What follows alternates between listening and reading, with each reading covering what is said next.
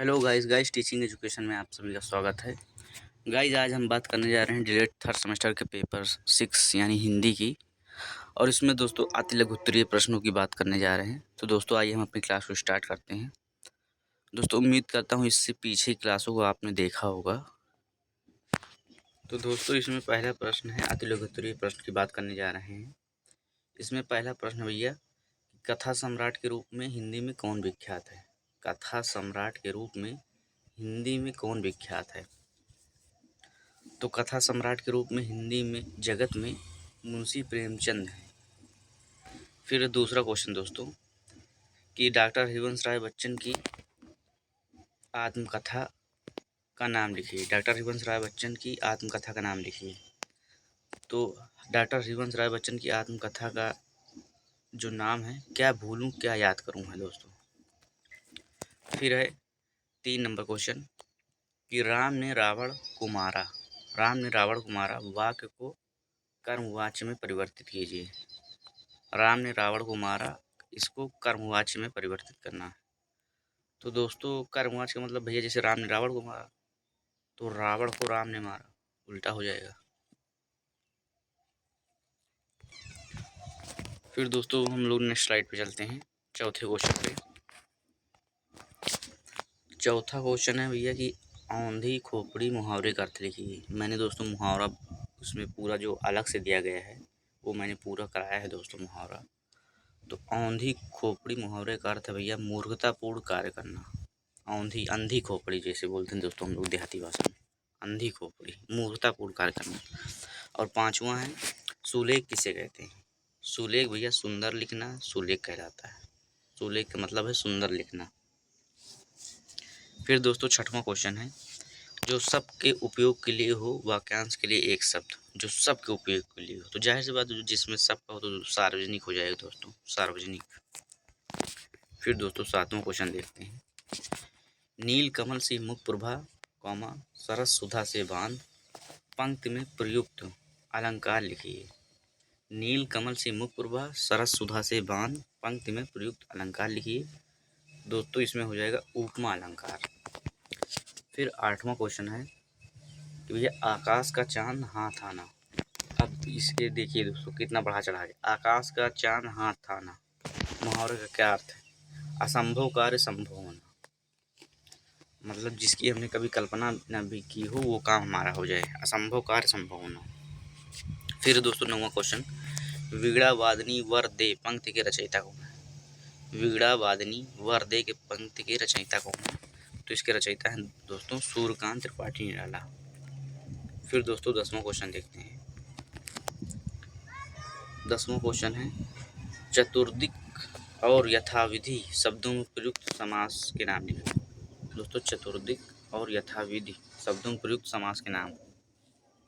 तो दोस्तों चतुर्दिक शब्द में जो द्विगु समास है, मतलब द्विगु समास वो होता है जिसमें संख्यावाची का बोध, जैसे चतुर्दिक 4, चौराहा 4। और फिर है यथाविधि, यथाविधि में दोस्तों अवयवी भाव समास है। फिर है दोस्तों 11वां नंबर क्वेश्चन कि 12 बाट होना लोकोक्ति का अर्थ बताते हुए इसका वाक्य में प्रयोग कीजिए। 12 बाट होना, तो दोस्तों इसका अर्थ हो जाएगा, लोकोक्ति का अर्थ है बंटवारा होना। 12 बाट होना मतलब बंटवारा। और वाक्य प्रयोग दोस्तों राकेश अपने भाइयों से 12 बाट हो गया, मतलब राकेश अपने भाइयों जैसे बोलते हैं 12 पत्थर बाहर हो गया, तो वही दोस्तों। फिर 12 नंबर क्वेश्चन दोस्तों कि भैया ता कामा था कामा धा दा कामा धा उच्चारण स्थान बताइए। तो दोस्तों ता कामा था कामा दा कामा धा का उच्चारण स्थान दंत है। ये सब दंत की सहायता से बोले जाते हैं दोस्तों। फिर 13 नंबर क्वेश्चन है आग और हाथी का तत्सम रूप लिखिए। तो भैया आग का तत्सम रूप अग्नि है तथा हाथी का तत्सम रूप गज है। फिर दोस्तों 14 नंबर क्वेश्चन, 14 नंबर क्वेश्चन है कि उपकार के बदले किया जाने वाले उपकार को क्या कहते हैं? उपकार के बदले किए जाने वाले उपकार को क्या कहते हैं? तो उपकार के बदले किए जाने वाले उपकार को प्रत्युपकार कहते हैं। प्रत्युपकार दोस्तों, उपकार पे उपकार। फिर दोस्तों 15 नंबर क्वेश्चन है कि भैया किस भाषा का स्वरूप अनिश्चित होता है, किस भाषा का स्वरूप अनिश्चित होता है। तो अनौपचारिक भाषा का स्वरूप अनिश्चित होता है। अनौपचारिक भाषा दोस्तों क्या होती है जान लीजिए। एक होती है औपचारिक भाषा, एक होती है अनौपचारिक भाषा। जैसे जब बच्चा घर में रहता है, जब तक स्कूल नहीं जाता, तो दोस्तों अनौपचारिक भाषा जैसे हम घर में जो भाषा प्रयोग करते हैं या दोस्तों यारों के बीच में जो भाषा प्रयोग करते हैं, यही है दोस्तों अनौपचारिक भाषा। और औपचारिक भाषा होती है दोस्तों, हम इसको प्रयोग करते हैं जैसे विद्यालय में, वहाँ पर अनौपचारिक भाषा का प्रयोग नहीं करते हैं, वहाँ पर हम लोग औपचारिक भाषा का प्रयोग करते हैं। तो दोस्तों उम्मीद करता हूँ आप समझ पाए होंगे, या आप ऐसे भी समझ सकते हैं दोस्तों, जैसे घर में गाँव में जिस भाषा का प्रयोग करते हैं अनौपचारिक, मतलब उसमें कोई एक सिस्टमेटिक ढंग नहीं होता, हम जो भी मन में आता है बोल देते हैं तो अनौपचारिक हुआ। और जहाँ पर एक सिस्टमेटिक ढंग से बोलते हैं तो औपचारिक भाषा होती है, और ख़ासकर ये विद्यालय में प्रयोग की जाती है दोस्तों। फिर 16 नंबर है कि देशज शब्द किसे कहते हैं, उदाहरण सहित बताइए। तो दोस्तों देशज शब्द वे शब्द होते हैं जिसकी उत्पत्ति अज्ञात है, अर्थात हमको यह ज्ञात नहीं है कि ये शब्द किस भाषा से लिया गया है। तो देशज शब्द ये हैं दोस्तों कि हमको यही नहीं पता कि ये किस भाषा से लिया गया है, जैसे लोटा, खिड़की, डिब्बा, ठेस आदि। फिर दोस्तों नेक्स्ट स्लाइड पर चलते हैं।